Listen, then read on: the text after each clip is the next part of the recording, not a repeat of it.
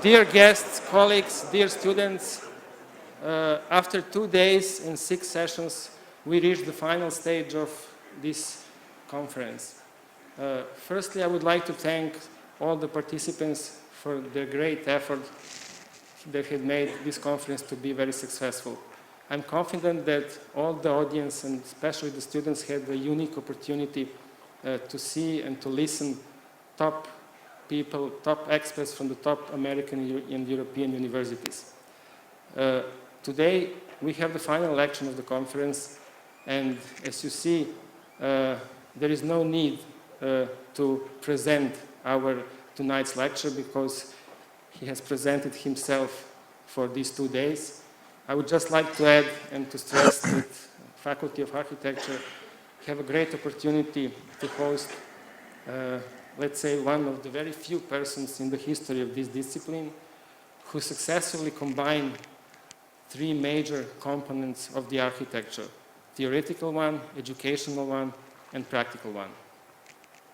Please welcome Peter Eisenman.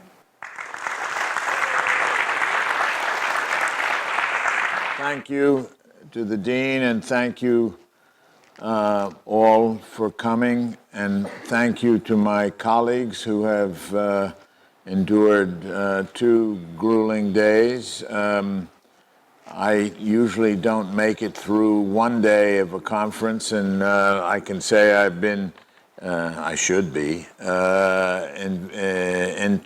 entranced with understanding who I am. We have a tradition at our school, because no one comes to lectures, that they have free drinks, martinis. I think they're vodka martinis, after the lecture. And so what happens is we have an empty lecture hall, and after the lecture, students miraculously appear, hundreds, for free drinks.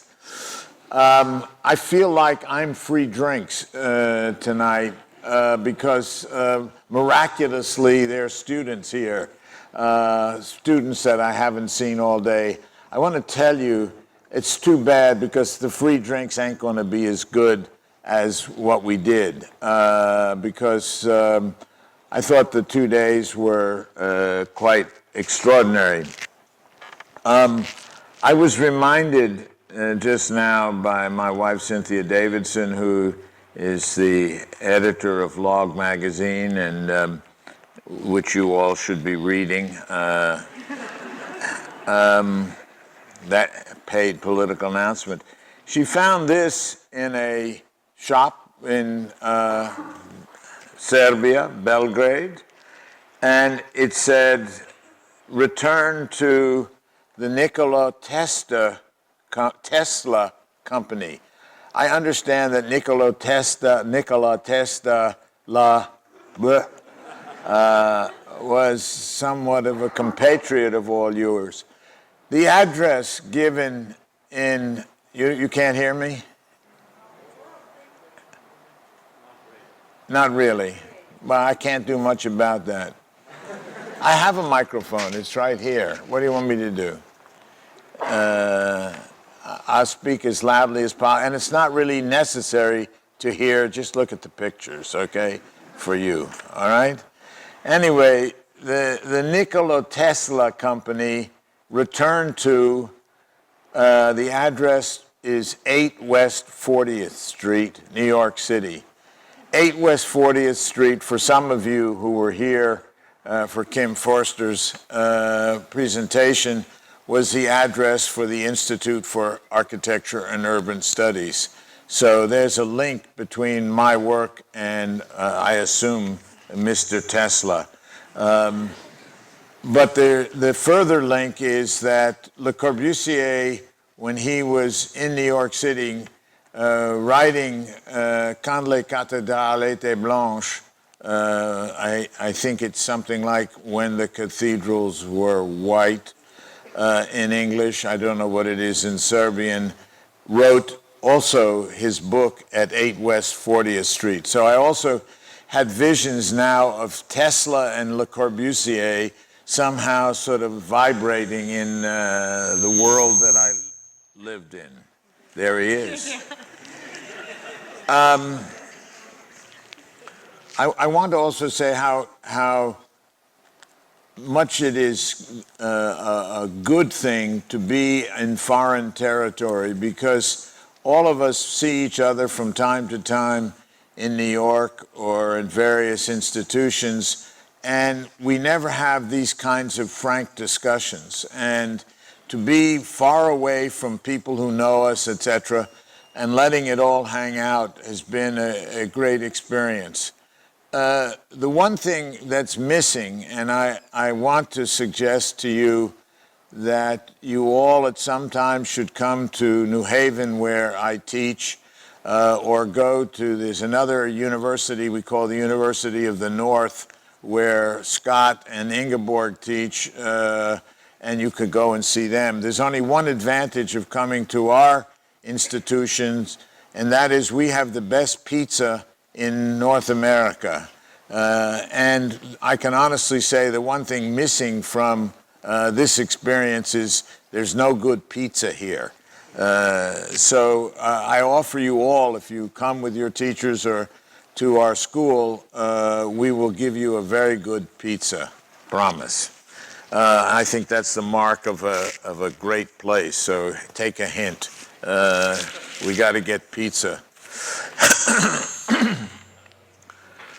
Tonight, after 2 days of theory and discussion, I decided to do a dumb lecture because I'm theoried out, and I knew I would be, and combined with jet lag and somewhat age, I better just talk about what I do rather than what I think, because I'm beyond thinking right now.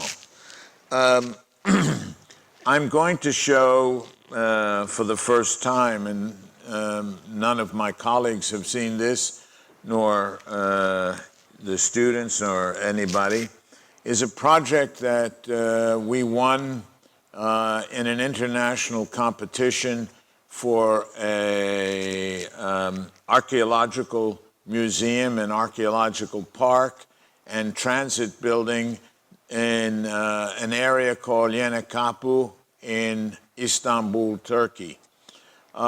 We were joined by a colleague, a young colleague who had been in my office many years before, who had also, I believe, went to Ohio State, where I taught, and we met and was in the office, and he joined us as our local architect.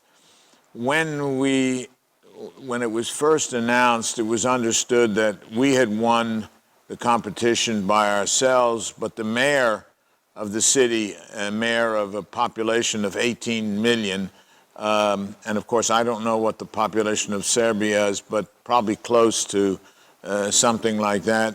The mayor of this city said, I don't want one project, I want 3 projects. And so they elevated 2 projects to make him ex aequo, that is, all equal among the 3. We were a bit disappointed, but anyway, the mayor being the mayor, and we waited, I think, approximately a year or so. And the mayor finally said, well, why don't we give the project to Eisenman's team to do? And so what's nice about a competition, especially one that talks about 150,000 meters, square meters, is a nice sized project, especially for monkeys or gorillas or whatever we were in the eyes of the Turkish clients. And so we were negotiating a contract, etc. I'm happy to say that we've actually received the first payment on our contract. We've actually put in 2 of the 3 first phases of the urban design part of the project. and we're working now on the preliminary design of the building. So it combines some of the theoretical ideas that I'm working with a practical possibility of building in Istanbul.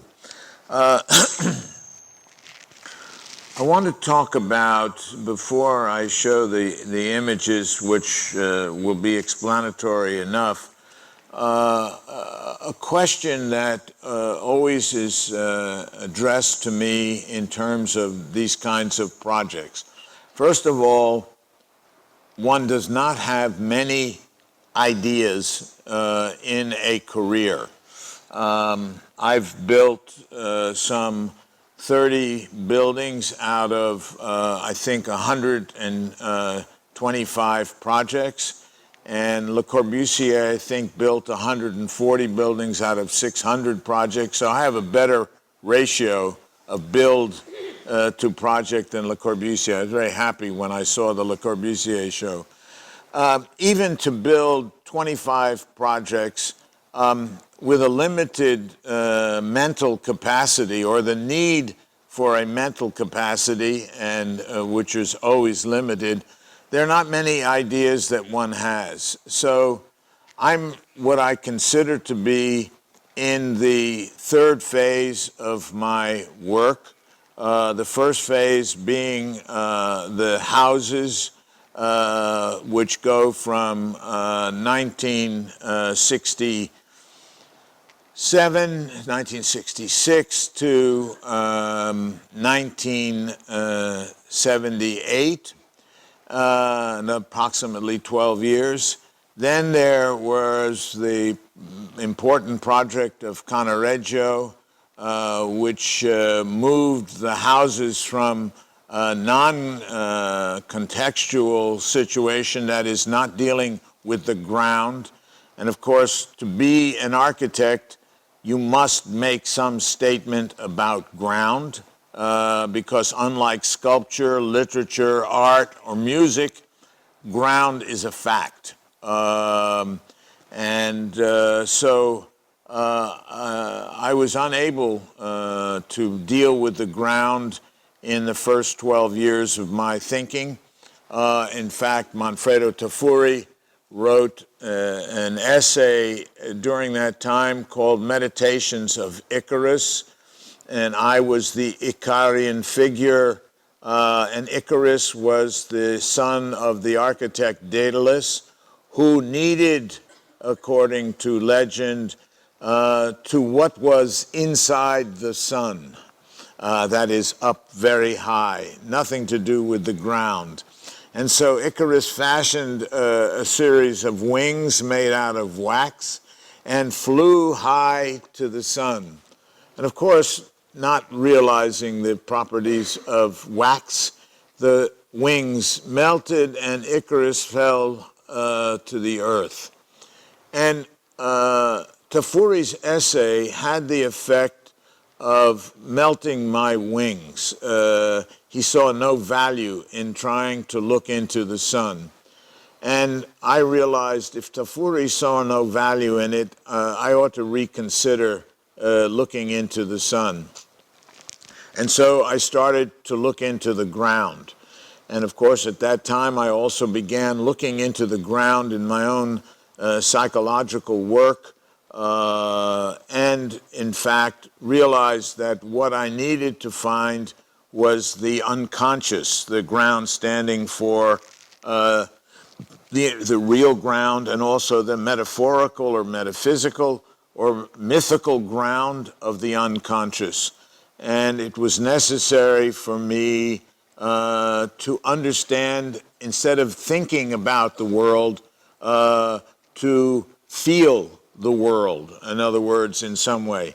Now, as a thinking type, it's very hard to get in touch with your inferior function. And I also had a secondary function of intuition, very little feeling, and so I worked through my intuition to try and get to the ground.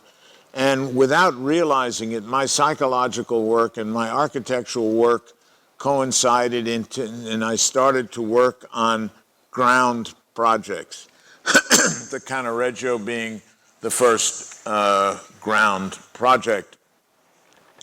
That went along until I encountered Jacques Derrida somewhere in the mid-'80s, and that brought me back in a way toward my head. There was the deconstructionist show at the MoMA, which was a really important show. There were 8 architects involved, and in 1988, and the Decon, as it's known, show brought to an end kitsch postmodernism, which had been in vogue and rampant since the 1980 Biennale in Venice, Portuguese's Biennale La Strada Novissima.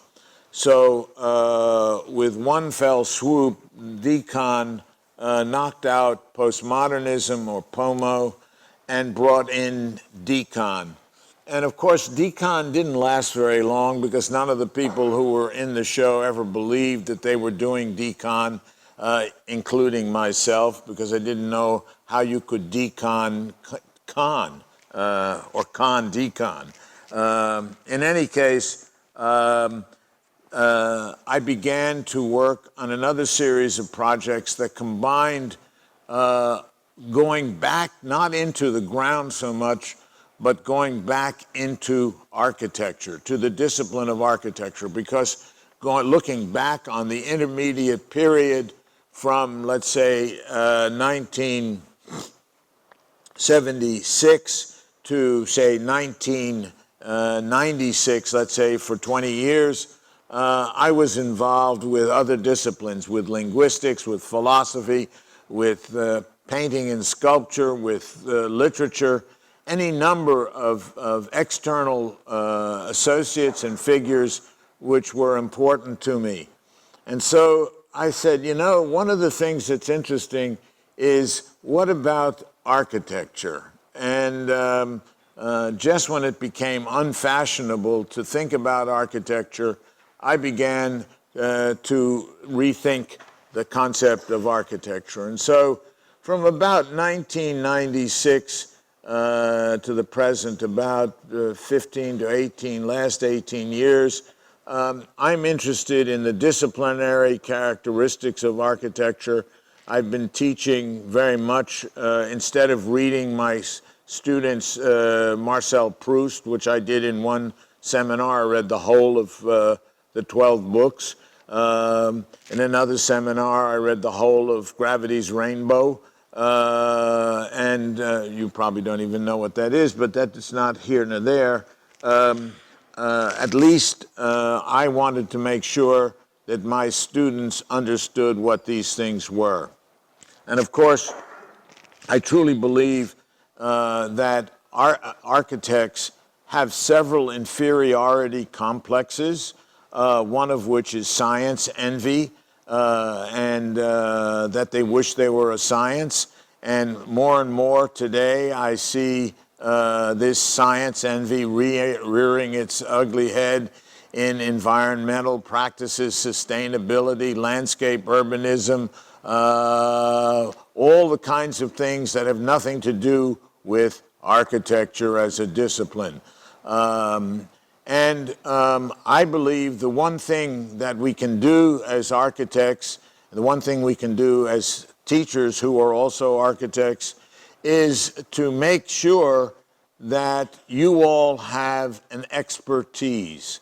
That is, you can at least say, I have knowledge of architecture, and as opposed to being a trade school.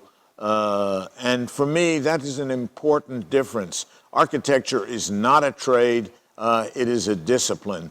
And that difference is very important. In any case, I'm here tonight to show you a project that comes out of my disciplinary concerns. You might say, well, we've seen projects like this before. Well, as I said, once you're involved in the discipline, it's a very, what I would call weak signification system. It's a weak language. And it doesn't have much opportunity for expression like music, like literature, because the ideas that you can express are very simple. You cannot express sadness in architecture. You cannot express happiness or joy. Anybody that thinks you can express joy and happiness should be in social psychology or something like that. You can express passion for the discipline. Architecture makes nothing better. Architecture only makes itself better. And architecture doesn't help anybody, it's not necessary for anybody. It is a cultural artifact, very much like music, very much like literature, art, film, etc. The one thing different is architecture has an enormous potential to influence people if, in fact, it is an active ingredient in what we do. I had a student the other day that came to see me, and she said, I want you to look at my project. She showed me it was a 4-part project, and one of the parts was to do with a Grand Prix racetrack. And she showed me all about the Grand Prix racetrack and the stands and the portable stands and how people would park and how you would deal with Formula One, 100,000 people coming to see, and all of the kinds of good things that would happen with her Formula One racetrack. And after she got done, I looked at her and I said, where's the architecture? And she was shocked. And I said, nothing that you have done and nothing that you have said has anything to do with architecture.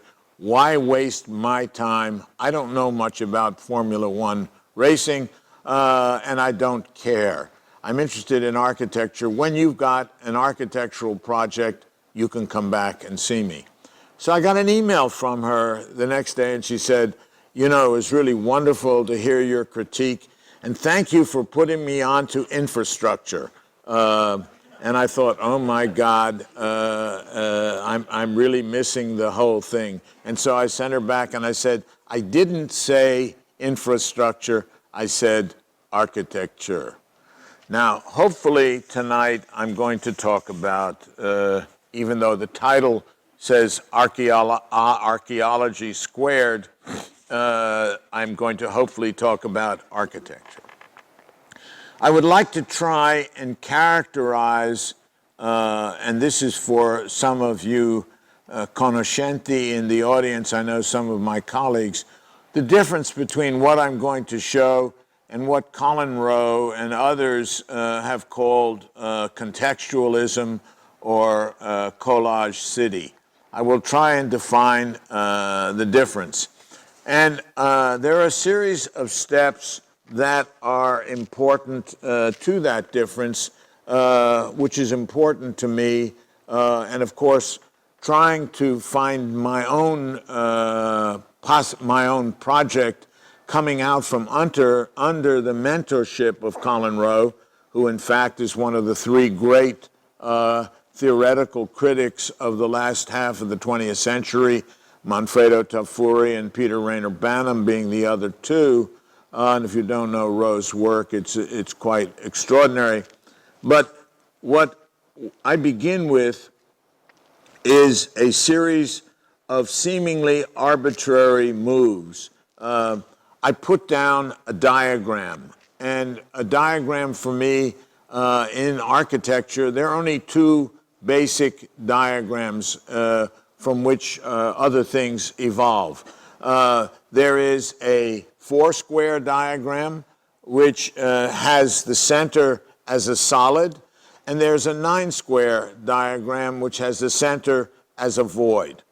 Then there are all other things that you can do with those. You can have movement, which is centrifugal, which is usually what modern architecture has been about.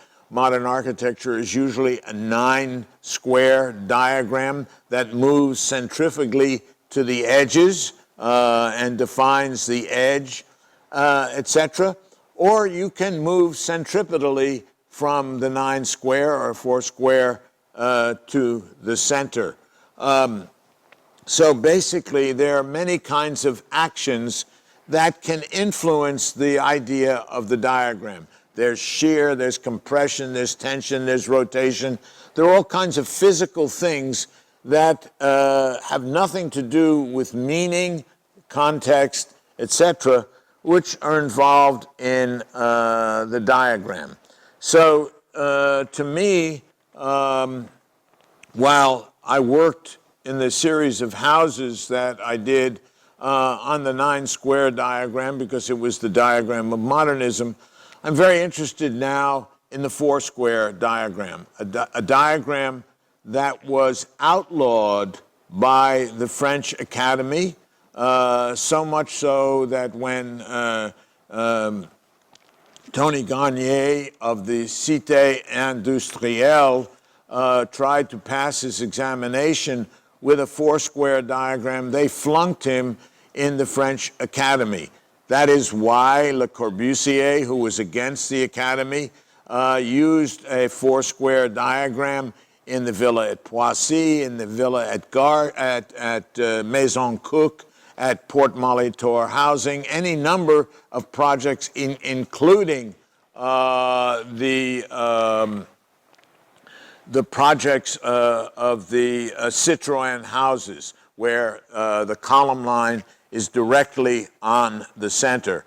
And of course, this was a no-no because the human is supposed to occupy the center, not the column. And of course, Corbu did it to épate the Academy. There's only one church facade in the contemporary history that I know, and that is Brunelleschi's, let's say, Renaissance facades, is Brunelleschi's Santo Spirito in Florence, which has a column in the center.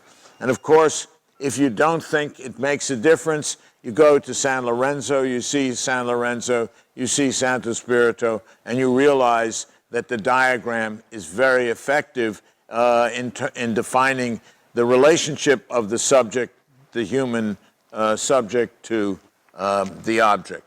So after deciding arbitrarily on a diagram and on centripetal, shear, and compression, whatever kinds of things that one decides one wants to work with. Of course, these are not things you talk to a client about. You tell them all about how you're solving function, how you're making room for expansion, you're being a green architect, you're getting all the LEED certificates, etc. This is backroom stuff. This is for future composers, not for clients. So I don't, in fact, see many clients here that so I'm not too worried about that. These diagrams then adjust the context. In other words, they overlay an adjusted context, and the context in relationship to the diagram produces a deformation. And then there is, therefore, a new context, a context with a diagram and the adjustment producing another context. Then, after that adjustment, there are primary traces from what the context was and secondary traces of what it never was, but are imagined by the imposition of this arbitrary diagram. And now there's no longer an object to context, which is the whole strategy, the contextual strategy of Colin Rowe, was always the figure and the ground, and the figure was the object and the ground was the context.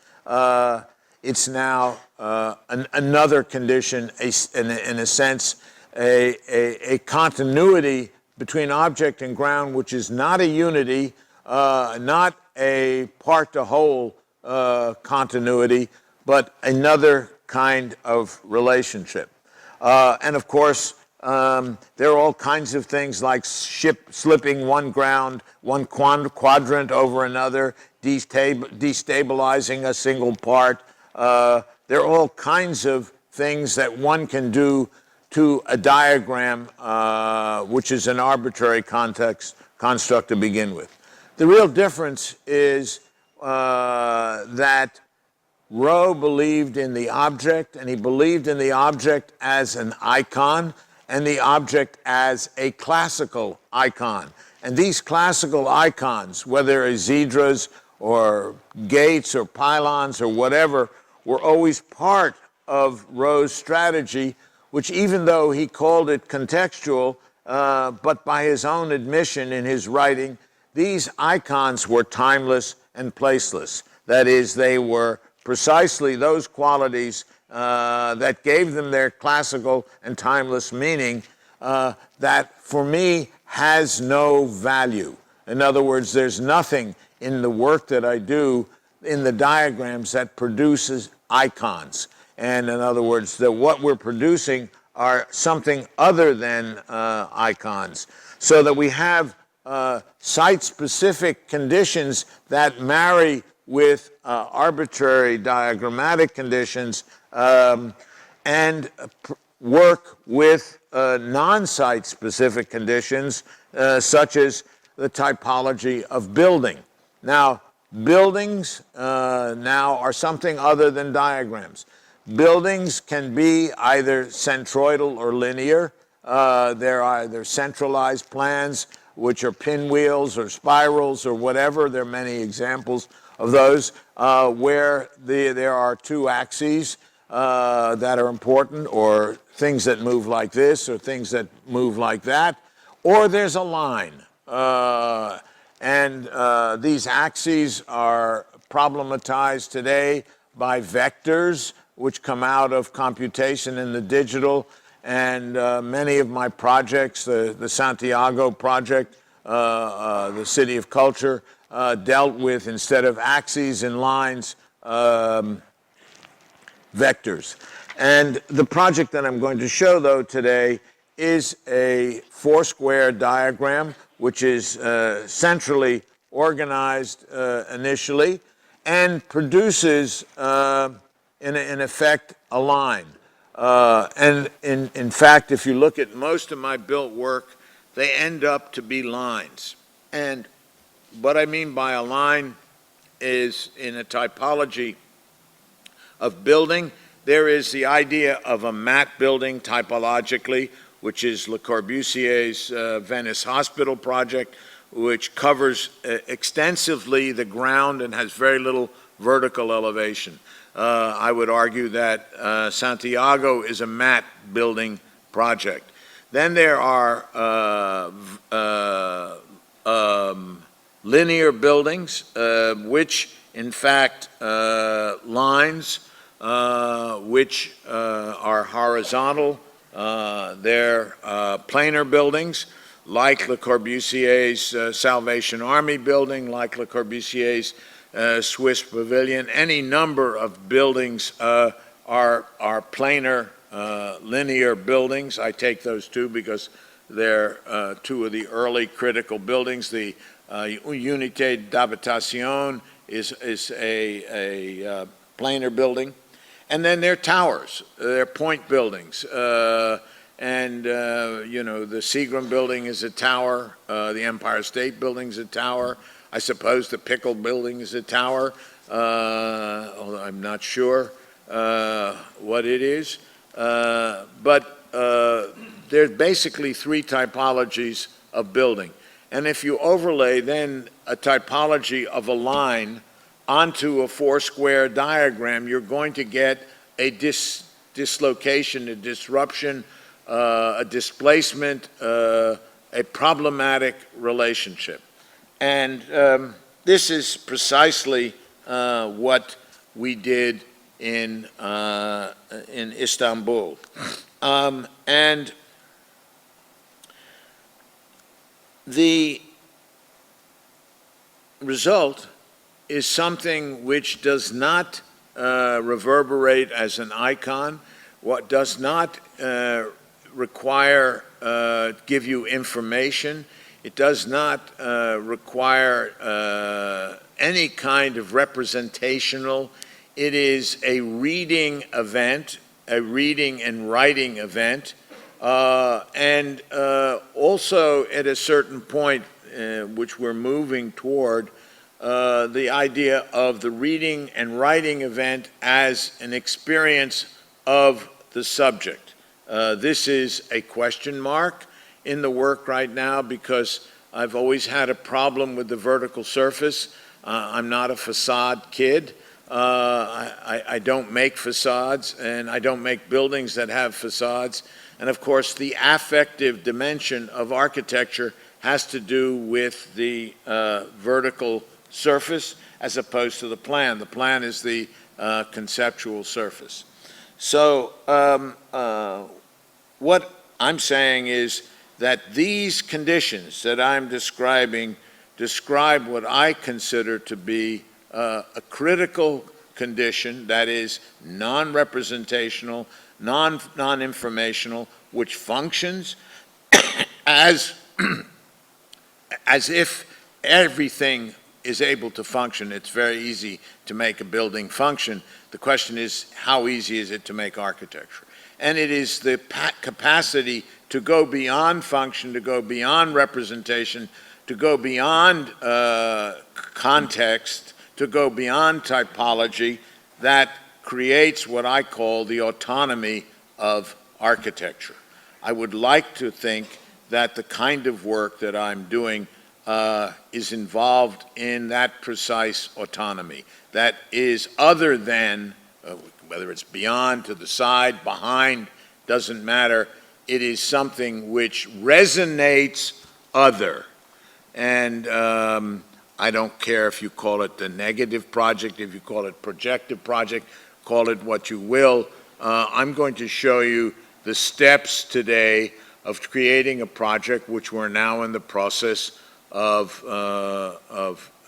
working through preliminary design. We started at an urban design scale, we went to a site scale, we're now at the building scale of a building that's 150,000 square meters, which again for theoretical monkey is a big building. Some of you might think it's small, but it's actually a big building. And there is a very good chance that we will build it, which is always an amazing experience to build buildings. One of the things that's really exciting about the world is not just thinking about building, is building buildings. I always get a thrill when I go to Santiago because I'm always amazed. I said, did we do this? Because a lot of things happen that you can't talk about, you can't see in pics. You got to go and experience. I never thought one had to experience buildings, but I believe you do. Recently, Cynthia, the wife that I mentioned before, and I went to, we go together to places, went to Milan to see a building we have under construction, and it's 8 or 9 stories tall. It's you know, 60 million euro, 70 million euro building. It's a condominium, and it's an amazing thing to be and see the building. I don't care if it's conceptual. I don't care if it's autonomous. I don't care if it, whatever you want to call it. I think, wow, that's pretty exciting. For you know, a kid with a new toy like a housing project in Milan, that's pretty great. So anyway, I'm hoping, even though I see this project as a theoretical one, that we are going to build the project. That having been said, let's look at the pictures and go forward. Wait a minute, I'm turned the, maybe I'm the right way. No, I'm gonna, sorry.